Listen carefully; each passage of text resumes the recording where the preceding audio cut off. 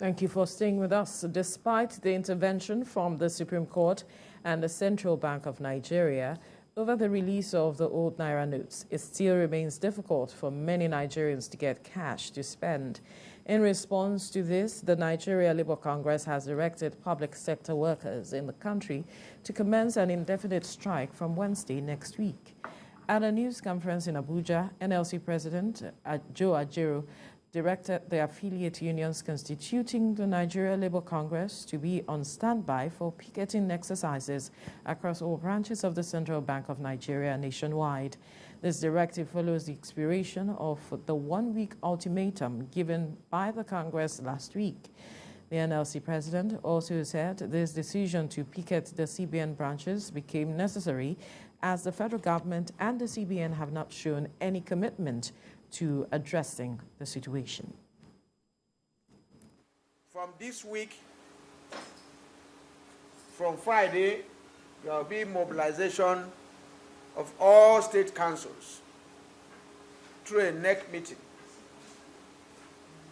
All unions have already been directed to mobilize all their organs and their branches by Wednesday next week. All central bank from the CBN headquarters will be shut till further notice.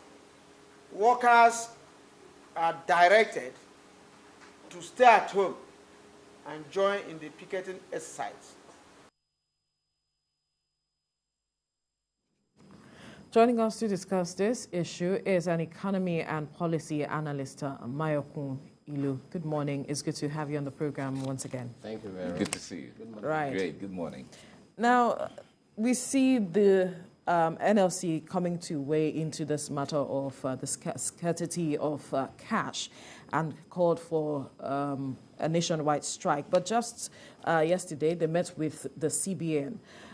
Is that some level of commitment coming from the CBN now? Because what the NLC had said was that it's not seeing that commitment from the government to respond to these matters of scarcity of the cash and as well as scarcity of fuel. But with the meeting yesterday, where the CBN has said that it has pushed out about 20 billion naira back into the system, do you see that as any form of commitment? Well, it's a little too late for me. Too late in the day, but better late than never still. I don't think the CBN did enough to assuage the feelings of Nigeria over this ill-conceived, ill-executed Naira redesign policy. At this stage and time of civilization, things should be done, learning from best practices. This same thing has been done in India over the last decade. Yeah. They used 6 months for it. It didn't pan out well. It created shock, liquidity crisis in the economy, different kinds of negative things. Can you now imagine something that failed with 6 months now being experimented, as it were, to be done within 6 weeks? It was meant to fail, it was designed to fail, and it actually failed. It is no surprise to anybody with a little right thinking mind. So I think if the CBN were to do the needful, since if you don't even know where your priorities lie, the moment 3rd of March when the Supreme Court ruled, even the president was bound. Everyone is bound by Supreme Court decisions. No matter how good intentioned the policy was.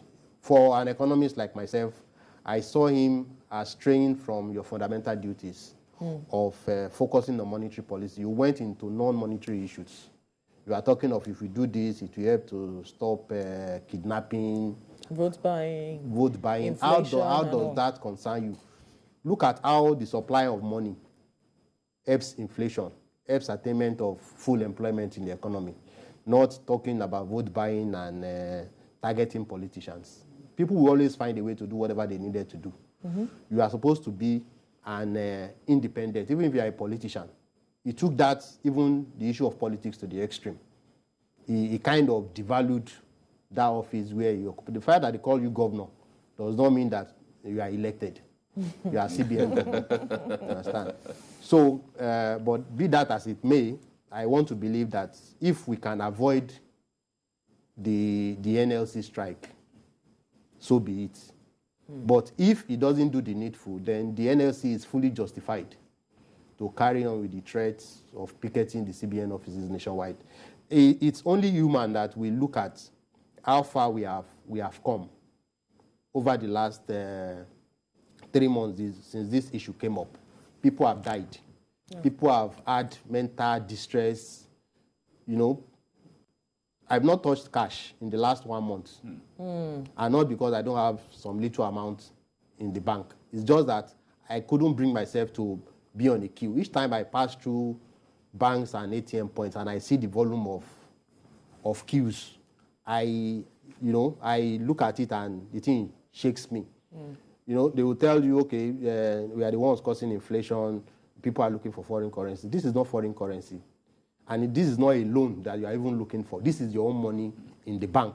Right. You want to buy stuff, you can't get access to the money. You have bought, you can't pay. Sometimes you pay, they have not seen the alert. Then you are waiting for the next 3 hours. That is really frustrating. No, 14 days. For days, you will wait. 7 to 14 days, you will wait. Sometimes you even do it twice. Yes. And you are debited them twice. Even when they say the thing didn't go through, the account has been debited. It's a lot of But you issues. mentioned something earlier, talking about the strike, if it is justified. How do you mean? Well, I think the NLC has a right. Their work is essentially protection of workers' rights. Yes. Collective bargaining and enforcement of whatever has been agreed. So I put this under the headline of trying to enforce whatever has been agreed. Constitution guarantees freedom of life, welfare. So if my mom is in her late 70s, for instance, I send tokens to her at the end of the month for food and medicine. I did about 2 months or a month ago. She couldn't access the funds. So if I didn't have an alternative means of talking with her pharmacy, paying the pharmacy through transfer and asking the pharmacy to get the drugs to her. Imagine those who are in the village, imagine those who are pensioners. Yeah. You know, that maybe all they get at the end of the month is 20,000. Out of that 20,000, because of their frailties, they have to use 5 or 10,000 to buy drugs to stay alive, and they couldn't access that. You know the little ones that we hear about in Lasso because of the cosmopolitan nature. What about the ones we don't hear about in the villages, in the hinterland? You know, people don't get food to eat. These are the issues for me. If every death on account of this Naira redesign policy is one death too many, and there have been so many deaths connected, you've seen people run amok in the banks. It might be as little as 1,000, as little as 2,000, but your money is your money. Absolutely. People have the right to go to work. Employers have paid their workers. The workers can't access the cash. So sometimes people use 3 hours to first go to the bank, to POS, move from one place to the other. At some point, they were paying as much as 20-30% premium on accessing their own money. These are not how an economy should be run. So the CBN has his work cut out. Make this thing go away. Let people have access to their money. You can't withdraw 2.9 trillion from circulation, and you are now putting back 590 billion.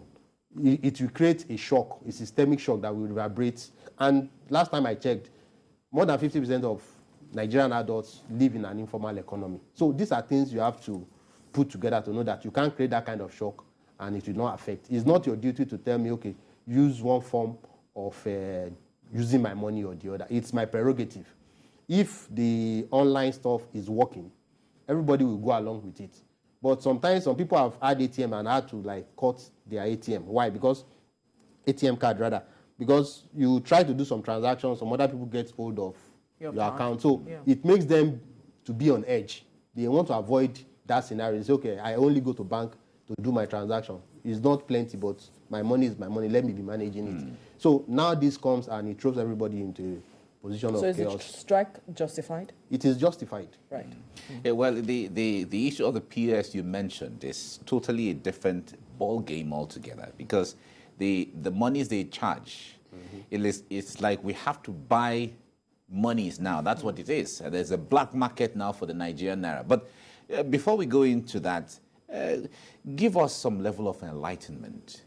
This kind of policy, of course, it's not wrong to redesign the currency from time to time. In fact, there's the stipulation that after periodically, the monies can be redesigned as a way of upgrading whatever as it is. But how best would CBN have carried out this policy that would have met the standard and also satisfied Nigerians? Thank you, Mike. I think the thing in an instance like this is to look at best practices. It's not rocket science. There's nothing that one has tried to do that has not been done somewhere before. Read both the good and the bad. The problem with leadership sometimes in Nigeria is that there's a lot of assumption. And mistakes come from assumptions. We know what we are doing. You have to trust us on this. What manner of research have you done? Who have you engaged? We have all these professors and stuff like that. Give them work to do. Carry out this research. You have the next 1 month. You have the next 2 months. I bet this was hastily thought of. Maybe, you ran for primaries or you are not even allowed to run. Then you get angry. What can we do to do 1 or 2 things to make sure that we shake the system? Conspiracies begin to fly. It should not be somebody like CBN governor that will be doing that. Then, okay, I'm going to make sure I know how to clip. Even if you want to do that, you should come out of well-reasoned positions that you can say, okay, we are basing our action on this policy, on this research, on these outcomes. He's not doing any of that. So he now came, okay, we are going to do this. In UK, they introduced £5 polymer notes, allowed 2 years to circulate. All you need to do is, each time you bring in an old note into the bank, what comes out is new notes. After 2 years, it has circulated. They went to £10, reintroduced the polymer, it comes back. Another 2 years, they did the 20. So this thing should be gradual. It's not something you do. US will tell you our currency redesign and efforts are always in process, meaning you never know when they are doing it. You put the money, you are not even supposed to know. It should be seamless as much as possible. So if it's not seamless, then there's a problem somewhere. You can't force people in one direction. In fact, you don't even need to announce. They made it political. You bring in the new, it should be the normal person that goes to the bank or the ATM. You put the money in, this is a new one. No. Oga Bank, have they changed this? No, they have changed. It's a new currency. Right. So he made an issue out of it, and there was no time. So now that the Supreme Court has ruled, go back. He was telling us we have burnt the old note. I knew if he had burnt it, why would you even? Why rush? This thing should be kept for at least 5 years.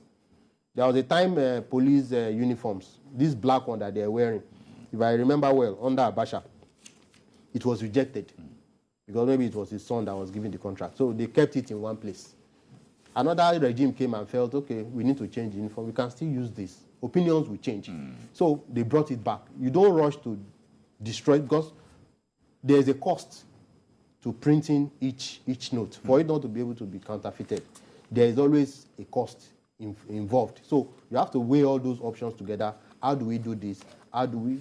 the one that India did about 8 years ago, the lessons are there for everybody to learn. You have the resources. Send people to there. What mistakes did they make? How did they carry it out? How can we do this? And everything will work out well. Now, there's the aspect of this cash. Now, the CBN is saying that it has injected 20 billion back into the system as at Thursday, which is yesterday. Now, this is happening after the election cycle is over. And we mentioned conspiracy theories earlier. Is it lending credence to what was said earlier, previously, that perhaps this policy is targeted at some persons, politicians, at the end of the day? Well, last time I checked, maybe the total number of politicians in active office in Nigeria may be less than 10,000. So you can't subject 200 million people to hardship. In law, they say, I'm not a lawyer though, they say it is better for for 99 wrong persons to be let go than for one innocent person to be wrongly incarcerated. So there are things you consider. If you look at Rotary, there are 4-way tests. Is it fair to all concerned? Is it the right way? You know, you have to have some funnel, some filter through which you pass your policy decisions. You do no harm as much as possible. So whatever it is you are trying to do, that 20 billion may look like much to an individual, but in an economy such as Nigeria's economy, you understand? It's a drop in the ocean. If you withdraw 2.9 trillion, you know, 1 trillion is 1,000 billion naira. So imagine 2.9 trillion, then you now put back less than 20% of that amount. Then somehow you now mention I brought in 20 billion. What happened to the other ones that you collected, you withdrew from circulation? The Nigerian economy is largely informal. Those using the money are in the villages, you know, and with what you have cost, even if you release 1 trillion now, for the first 1 month, people will hold more money than they are willing to, because they will be thinking, has this thing gone or is still coming back? Let me have at least 50,000. At any point in time, I must have this 50,000 in my house because of what, I don't know, Any unforeseen lunatic circumstance that will come and bring us stuff like this. So those are the issues for me. All right, now the strike being called by NLC, you have said, well, it's long overdue from what you're saying. But if the strike goes ahead with what Nigerians are going through right now, wouldn't it complicate the situation of an average Nigerian? Well, left to me, I will advise that if we can maybe suspend, the point has been made. So, but the level of commitment coming from the CBN is not enough. You see how long it took the CBN to even make a release after the Supreme Court. In Senate climes, once Supreme Court talks, even if it's 9 p.m., your press secretary or the CBN governor, there must be within 1 hour to show it's not. We are not doing strongman politics here. It's it not should debatable. be about institutions. Yeah. So I don't want to know who the governor is, but let it be a signed document from presidency. Okay, we have agreed, we have looked at it, even though we may not agree fully, but we think once the CBN has for the continuance of the fact that, okay, this is a country that is based on the rule of law. So the much they are doing, I don't believe is enough. Let there be, the NLC president has said it emphatically, I'm not interested in how much you release. I'm interested in the impact on the street. Yeah. So, but from an economic perspective, I would say 20 billion is a drop in the ocean. Why not 100? Why not 500? Why not 1 trillion? So that the money will begin to diffuse into the economy. You can't change the structure of an economy overnight. It's never done anywhere. You can't force people from informal to formal. You know, how many banks? It's only Lagos that has this concentration of banks. You go to some places, you travel from my little village where I emanate from in Ogun State. Last time I went there, I didn't see any bank branch. There's no ATM. You have to go to like 2-3 villages away before you see maybe one of these old generation banks. So they believe that the money having diffused into their local economy, they'll be able to be trading with it around it. So it's not in the place of CBN to be telling us, go cashless. Go. Where is the network? Where is the 3G? Those are the issues. Now, this matter, now, how much, because you mentioned earlier that now that the CBN is injecting monies into the bank, there's the matter of trust, that people may not want to, you know, put their monies back into the system. How do you situate that into an economy that is trying to have a cashless economy, and then people not trusting the system, and then you are also looking at the unbanked that you are trying to bring into the system? Well, to get the unbanked, you need policies, you know, because if you are trying to open a bank account in Nigeria, they will tell you, know your customer, where do you live, where are the landmarks, you know. Because we live in Lagos, it's okay, I'm on this street. Most of the villages don't have that kind of designation. Yeah. They will say, okay, Oba's Palace, market. You pass back of market, you get to where you are going, and that's about it. So the rules given to banks constrain them and it constrains their potential customers from joining the bank. Then how much is the money that we are talking about? Even US, if I'm sure as at this money, there will be like maybe $200 million of US currency in circulation within Nigeria. You'll be in cash. Yeah. So it's not the problem of US. Their own is to make sure that it's not fake wherever it is that their currency is being mentioned. This is our own. We have about 5% of our GDP currency in circulation as cash. So it's in tandem with what is obtainable in other places too. So why the hula baloo? If anybody is causing issues for maybe value of Naira and stuff like that, it is the ways and means policy of federal government. When you take loan from central bank and you inject it into the economy, it will found, if corruption is not tamed, it will find its way into wrong hands. Even if you tame it, you use it to buy something in the open market. So as long as you have your account, if I have maybe 10 million naira, for instance, in my account, I should be able to walk into the bank and collect my money. I should be able to transfer. So you can't constrain what I do with my money. There was a failure of a bank, I think Silicon Valley Bank in the US last week. Yeah. In one day, it was a record, the amount people withdrew from that bank. If I knock, you must answer. That is the rule of banking. Is my money is not a long-term deposit. It is a check deposit. So cash in time I write, you must honor it. If you don't honor it, it will cause a run in their banking system. That's why you saw other banks coming to the rescue of Silicon Valley Bank and I think Swiss Bank too in Switzerland. So these are some issues. It's not the place of CBN to be guiding how much is in the economy. Focus on your infrastructure. The reason some people don't do transfers are for things like, okay, you try to send money and it's not going. I tried sending money yesterday to one person 5 times. It didn't go. Thank God I had a little money in another account I eventually used. It's frustrating on its own. Psychologically, it's depressing. And a part of me was telling me, are you sure this thing you are trying to go there is telling you not successful? Are you sure the thing will not go once? Exactly. And they have debited you 5 times. Some other times, people steal SIM cards, work with these telecoms companies, and deprive people. You know, I've had a colleague that was in the field at some point. He was there for 5 days. You know, his SIM card wasn't going for those 5 days. So he thought, okay, when I finish my field work, I will go back into town. The moment he went back into town, went to the telecom company to change his SIM. What welcomed him after changing to the new SIM was alert. The maximum of 150,000, 5 days. Papa. He was just coming in, you know. Whoa. What will you do? This one will tell you it's not a problem.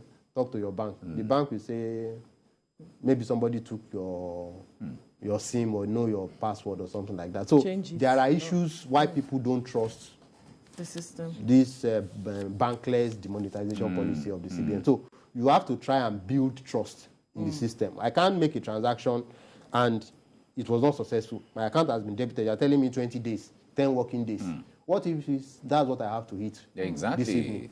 There's also quickly the other side to this matter that has to do with Nigerians paying more, buying their own currency, and then there are also how people are ripping Nigerians off with regards to this whole policy. Okay. There's the financial side and there's the economic side. The financial side is okay.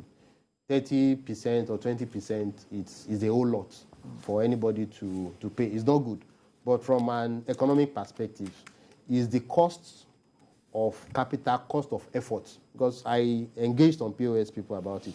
What they told me was, the POS guys that you're talking about stay hours on the queue to get that money from the bank. So what you are paying for is their effort. I can be on the queue for 30 minutes for whatever reasons. So if I see somebody that has been on that queue, it's like you go to U.S. Embassy, and some people have come as early as 4 a.m. to stay on that queue. They are not going anywhere. They don't even have a passport. So when they see you, say, "Oh God, do you want to, come and take my space?" But you give me something. So essentially, for me, for a day's work, 5,000 naira is a good. So if you are able to get 20,000, and you now choose the highest bidder, it will even force some of us to recalibrate our priorities. If you can't pay that 20%, say, I'll come back tomorrow, or something like that. So those who can pay, who actually need that money, they don't mind. you know. But although at the end of the day, it's not a good policy. It should be on the head of CBN, and they should do something about it. That's another way of seeing it, because the CBN has sent out a warning against all of those charges, extra charges by the POS. How they are going to implement it, we don't know yet. But we haven't seen any POS operator being arrested for overcharges, as the case may be. As it is now, I wonder what impact this has had on the value of the Naira from what you're seeing so far. It is not really had any value that is negative in terms of value, because if you look at functions of money, it's a store of value. So that store of value still stands as long as you are alive. I pity those who have lost their lives. So it's a unit of account. It's still there. But, you know, some people have the opinion, I like to see the research around it, of the opinion that, okay, it has made the value of Naira to stabilize or even appreciate a bit, because the way we were looking for dollar is not how we are looking for Naira. But, you know, you can't really make a conclusive judgment until you see studies that have been conducted around this area. But what I can be sure of is the fact that this will cause a recession in the economy, because I've seen where farm produce have been left to rot. Yeah. I've asked somebody to buy something for me. I transfer money to the person, went to the market, couldn't access, and they say they don't take transfer. So if you are buying from the village, you know, most of the things we consume in the cosmopolitan areas, in cities like Lagos, come from maybe north, from the east, and from all those other villages. So if those people don't trust you enough, or they don't have accounts, like they are washing their stuff, sometimes you even want to transport, and the transport guy said it's cash or nothing. So you have the intention of taking POS if you get to the market, or collecting transfer, but the means, that value chain is not complete. So at the end of the day, you are still affected. All right. We have to leave the conversation here. There's so much to be said, but we must thank you, Mayokun Ilu, an economy and policy analyst, for your time on the program. Thank you for Thank you very much. Thanks for coming.